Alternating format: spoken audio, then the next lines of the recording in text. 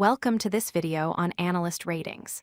Today, you'll learn what buy, hold, and sell recommendations really mean, and more importantly, understand their limitations so you can make better investment decisions. Analyst ratings are professional opinions from financial analysts about whether investors should buy, hold, or sell a particular stock. These ratings are published by investment banks and research firms.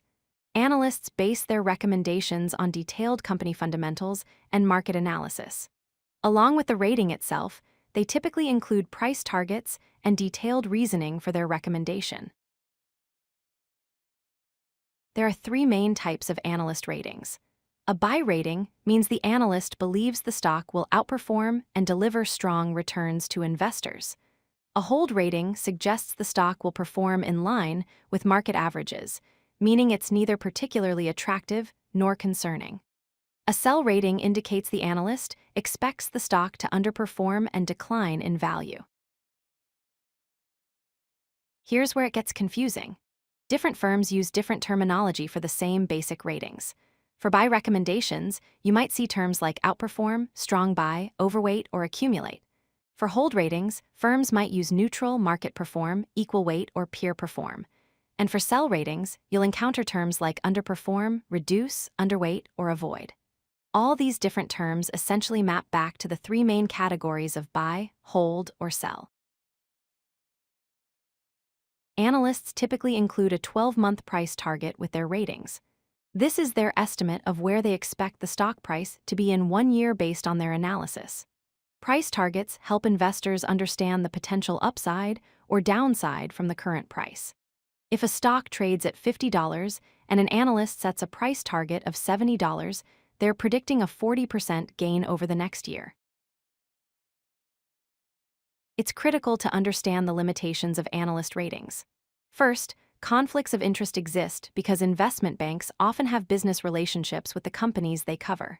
Second, there's a strong optimism bias in the market.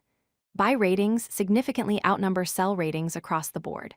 Third, and most importantly, these are just predictions.